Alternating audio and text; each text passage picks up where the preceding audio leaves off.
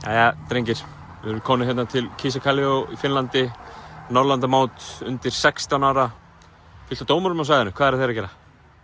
Við erum bara að undirbúa okkur fyrir næsta tímabil og fáum hérna tækifæri til þess að æfa okkur betur í þriggja-dómarakerfinu og læra að vinna betur með öðrum dómurum sem við erum kannski ekki vanir að vinna með eins og heima.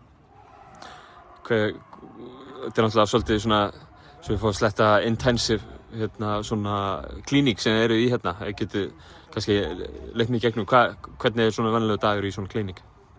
Við erum að vakna svona 8-9 leytið, mættir í morgunmat, svo er fundur þar sem er farið yfir leiki gærdagsins og tekið svona þau áhersluatriði sem við þurfum að bæta okkur kannski betur í sem heild.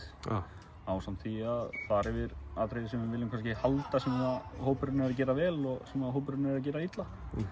Og svo eru svolítið að vinna bara í persónulegum eiginleikum sem við erum að vinna með. Það er væntanlega að fara yfir leikinn ykkar einhverjar klippur og eitthvað svona, er verið að jarða ykkur mikið? Nei, alls ekki. Það er meira verið að reyna að kryfja í rauninni hvert atvik fyrir sig, af sig, eins og þú segir, hvað er hægt að gera betur. Mikið af hlutum sem dómarar þurfa að spá í staðsetningar, ákvörðun að taka, hver á að dæma hvað og þannig í rauninni nei, það er ekki verið að fara illa með okkur, við getum vonað það þannig, en það er virkilega að vera að spyrja okkur krefjandi spurninga sem lætur okkur hugsa betur hvað við þurfum að gera betur næst. Sjáu þið bætingar og eru þið kannski með einhver svona markmið þá fyrir komandi tímabil, komandi út úr svona klíník? Já, það eru tilgangurinn með þessu í rauninni að átta sig á því hvernig standardin er ekki bara heima á Íslandi, en líka bara kríteríuna sem við erum að vinna með í Skandinavíu í heild. Við lærum mikið af því að dæma með öðrum dómurum frá öðrum löndum, hvar þeirra lína liggur og við erum alltaf að reyna að bæta okkur og við munum taka það með okkur í næsta tímabil. Arvidas, hvað ertu búinn að dæma lengi á Íslandi? I started officiating 4 years ago. 4 árum, já. Yeah, so 4 years. Hvernig er íslenskan? Á ég spyrja þau íslensku? Smá. Já. Varstu að dæma eitthvað áður og komst til Íslands? Maybe better in English. Yeah, sorry, okay.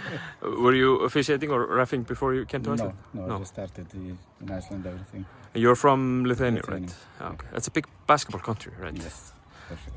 Do you see a difference between officiating in Iceland or in here and then in your home country? Or? Yeah, it's a big difference.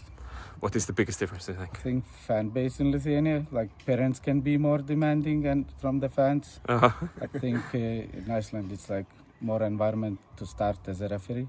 So sometimes it's better. I hope in my favor it worked.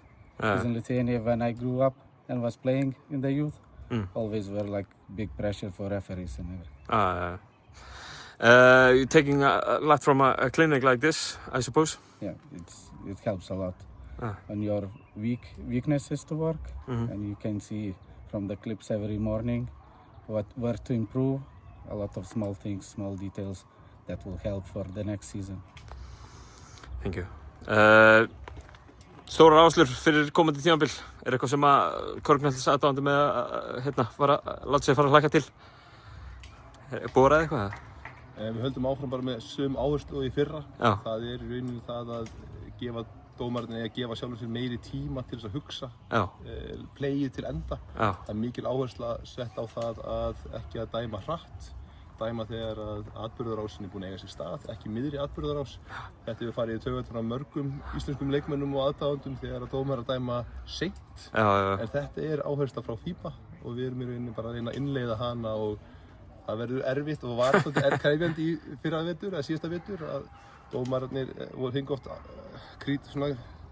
gagnrýni fyrir það að dæma seint. Þú dæmdi bara því að hann klúðraði, eitthvað svona. Þú kannast við þessa setningu.